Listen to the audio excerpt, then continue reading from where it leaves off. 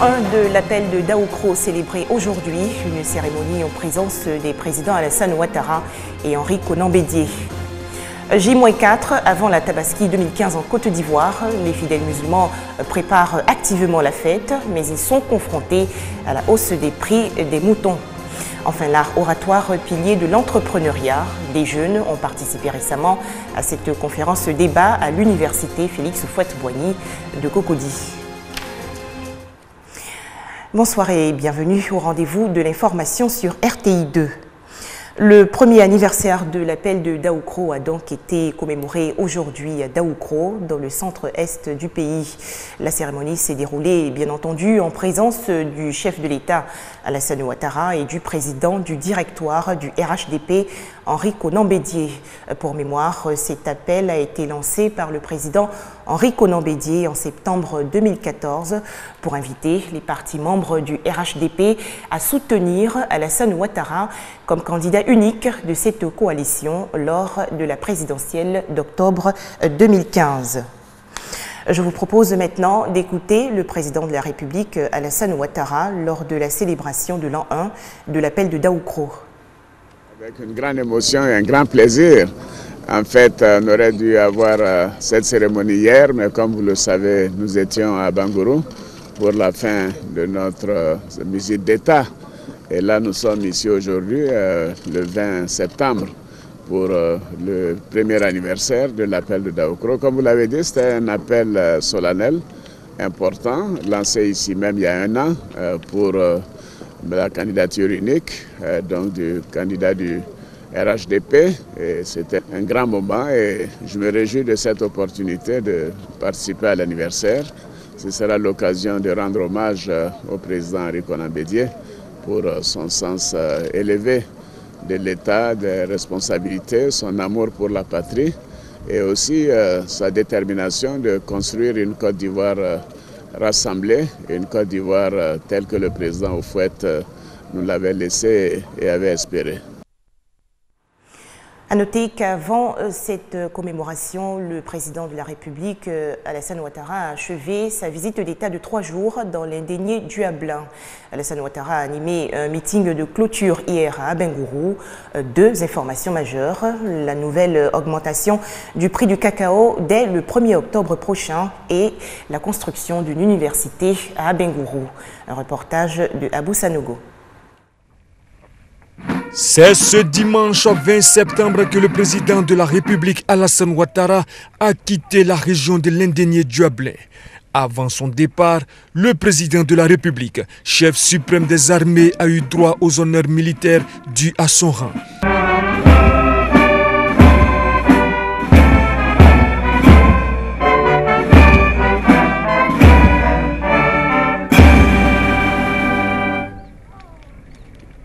Honneur militaire rendu par la musique de la garde républicaine, le drapeau de l'État et sa garde, 2 pelotons de l'école de gendarmerie d'Abidjan et 3 sections de l'école nationale des sous-officiers d'active aux ordres du commandant Antoine Roger Nebou, commandant en second de l'école nationale des sous-officiers d'active, commandant des troupes. Après quoi, le chef de l'État Alassane Ouattara a mis le cap sur l'héliport. Un séjour dans l'indénié Duablin très enrichissant. C'était un séjour merveilleux.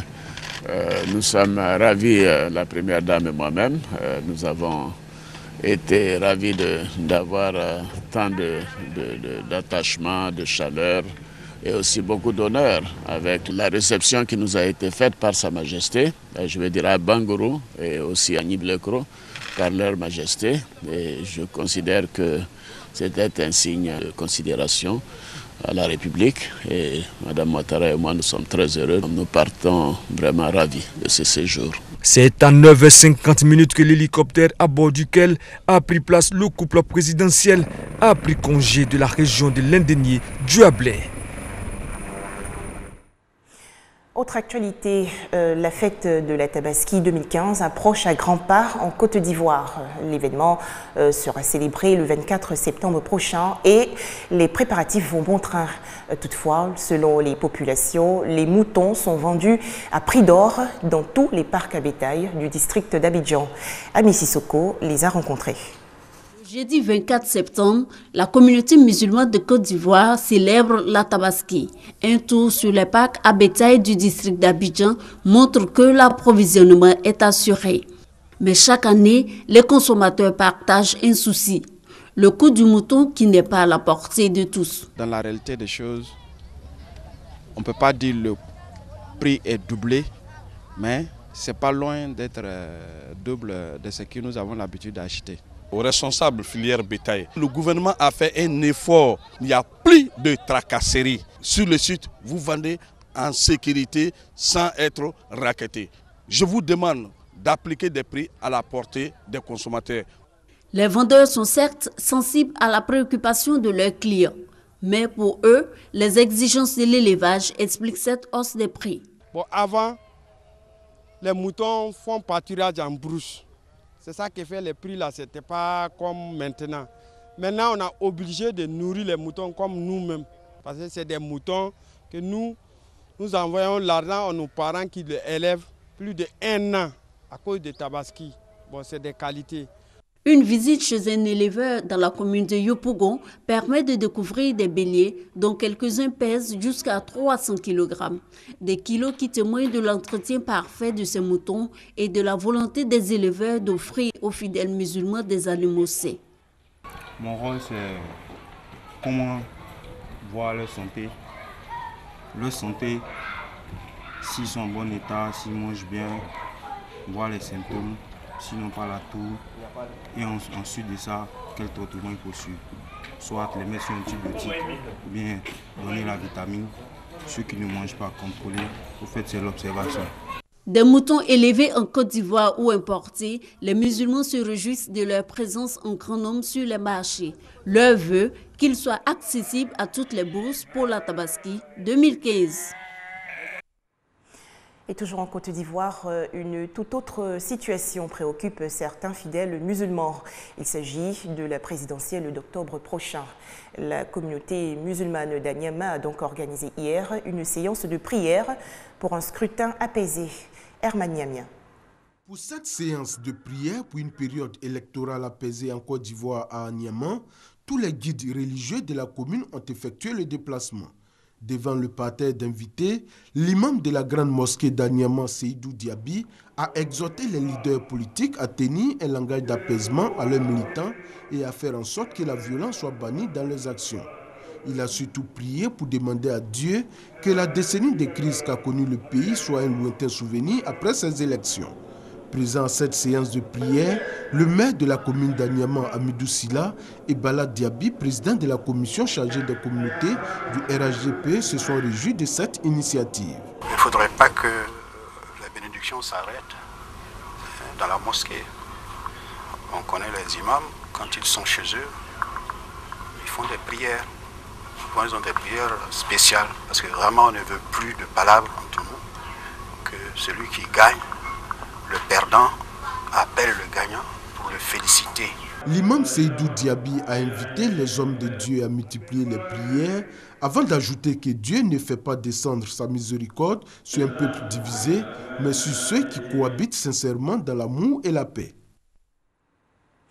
Les chrétiens catholiques du monde entier, eux, ont participé récemment au pèlerinage de Lourdes en France. Ce voyage de dévotion est pour eux une tradition. Qu'est-ce qui pousse le pèlerin chrétien à partir à Lourdes? Qu'est-ce que cette ville a de particulier? On en parle avec Thérèse Yoboué.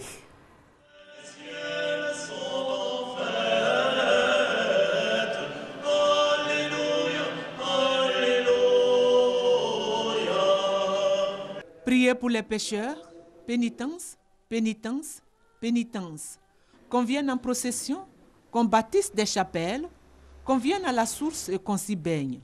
Des messages de la Vierge Marie à Bernadette Soubirou, à la grotte de Massabielle. Ces messages, les milliers de pèlerins qui vont à Lourdes les respectent aujourd'hui. Ils viennent avec des intentions diverses. Je suis à Lourdes pour pouvoir prier, pour voir où la Vierge a apparu, ou l'histoire de Sainte Bernadette. Oui, je suis venue à Lourdes parce que toute l'année j'étais très malade. Et vraiment, j'ai retrouvé la guérison, je me sens bien. Ce que je souhaite pour la Côte d'Ivoire, qu'elle soit la première puissance économique du monde. Cette convergence, ce rassemblement du monde entier à Lourdes, est une réponse à un appel, parce qu'aucune rencontre avec Dieu n'est anodine. Parce que Dieu se sert du simple, de l'humble, du pauvre, pour se réaliser, se révéler, comme il s'est servi de la petite Bernadette Soubirou. Partout où la Vierge se manifeste, la Vierge appelle à la conversion, et les chrétiens de plus en plus développent une dévotion mariale. Et beaucoup se retrouvent ici, n'est-ce pas, pour la guérison intérieure surtout, mais pour retrouver leur foi, pour le ressourcement spirituel. Lourdes, lieu de ressourcement, Lourdes est également un lieu de bénédiction, de conversion, de renouvellement, de restauration. Au chapitre santé, un guide des organisations non gouvernementales nationales. Le document a été présenté récemment par le ministère de la Santé et de la lutte contre le sida. Ce guide va notamment rapprocher les populations des offres de santé. On retrouve Herman Yamia. Adopté en Conseil des ministres le mercredi 2 septembre dernier, le guide des ONG nationales de santé a été officiellement présenté et distribué aux ONG reconnues et agréées. Il se veut un accompagnateur pour une bonne intégration des ONG dans le programme national de développement sanitaire. Nous avons un nombre très important d'ONG au niveau des activités sur le terrain, surtout à impact positif sur la population.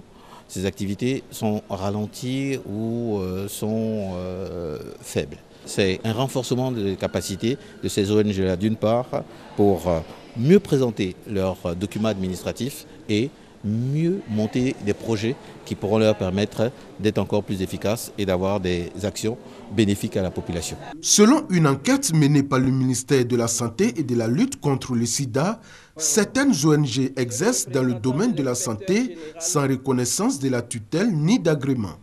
D'autres qui disposent d'un agrément ou de reconnaissance se détournent de leur mission véritable et procèdent à l'ouverture de structures de soins privés à but lucratif, ne respectant aucune éthique de la déontologie médicale.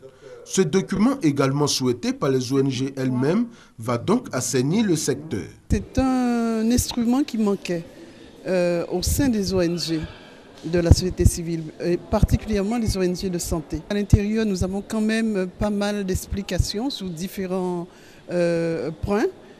Si les ONG utilisent correctement ce document, je pense que ce sera un moyen de se former. Plus de 315 ONG œuvrant dans le secteur médical ont été répertoriées par le ministère de la Santé et de la lutte contre le sida. Ce guide qui leur a été distribué leur permettra d'avoir le même langage et le même référentiel que la tutelle. La jeunesse ivoirienne s'informe sur l'entrepreneuriat. Des jeunes ont participé récemment à une conférence débat sur l'entrepreneuriat et le leadership. Cette rencontre leur a également permis de bénéficier d'une formation en art oratoire. Les travaux ont eu lieu à l'université Félix Houphouët-Boigny de Cocody. Oratoire, pilier de l'entrepreneur. C'est le thème de cette conférence initiée par le Centre international d'impact et leadership.